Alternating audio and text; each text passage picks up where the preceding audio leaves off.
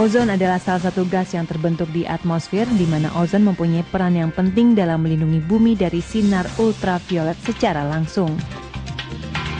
Menyadari pentingnya peranan ozon, Kementerian Lingkungan Hidup bersama Pusat Peragaan IPTEK, Kementerian Riset dan Teknologi bekerjasama dalam mengembangkan klaster peragaan, yakni klaster ozon yang diresmikan 1 November di PP IPTEK Taman Mini Indonesia Indah. Tentunya tugas kita memang bagaimana IPTEK ini itu bukan hanya bisa mempunyai hasil-hasil sesuatu yang baru, artinya kebaharuan dari satu inovasi, tapi juga IPTEK ini tuh pada dasarnya kita mencoba memberikan contoh-contoh yang sederhana, karena bahasa-bahasa yang sederhana bahwa IPTEK juga bisa menyelesaikan masalah-masalah dari masalah-masalah di bangsa ini, itu adalah satu contoh-contoh konkret yang sebetulnya mereka ingin menangkap sebetulnya apa yang bisa dilakukan oleh IPTEK. Karena walau bagaimanapun mereka tidak sadar, dan sekarang sudah mulai sadar, keseharian mereka sebetulnya berhadapan dengan ilmu pengetahuan teknologi. Sebagai contoh, dari anak-anak SD sampai pejabat-pejabat tinggi di Republik ini, hari-hari ini, atau paling tidak setelah tsunami di Aceh, itu akrab. Nah, inilah salah satu, mungkin ini juga satu blessing, bahwa itu semuanya sebetulnya butuh yang namanya pengetahuan. Melalui visi menjadi wahana pembudayaan IPTEK yang dinamis dan berperan aktif, klaster ozon sebagai salah satu wahana pada PP IPTEK adalah merupakan salah satu usaha pemerintah dalam menyediakan informasi dan bahan peraga bagi masyarakat luas, khususnya pelajar dan pengunjung.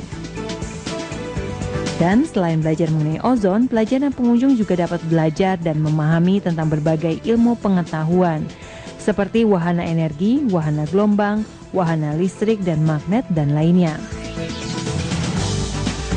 Jadi Pusat Peragaan Ilmu Pengetahuan dan Teknologi yang berada di Taman Mini ini sebetulnya adalah satu lembaga di bawah Kementerian Riset dan Teknologi yang tujuan utamanya adalah dengan lembaga ini kita mampu memberikan layanan kepada masyarakat, terutama mengenal IPTEK dengan secara dekat gitu ya.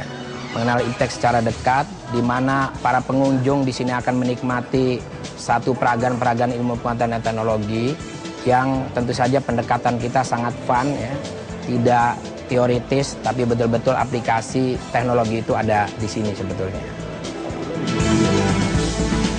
Pemuda sebagai generasi penerus bangsa melalui salah satu misinya, PP IPTEK berkomitmen untuk menjadi titik temu dari suatu pembelajaran IPTEK seperti halnya menyelenggarakan dan menjadi fasilitator berbagai kompetisi generasi muda dan arena pentas kreativitas. Generasi muda itu sebetulnya memang kita belum ada data yang lengkap, tapi bahwa kecenderungan ingin mengerjakan hal-hal yang mudah, yang cepat, yang hasilnya instan barangkali ya.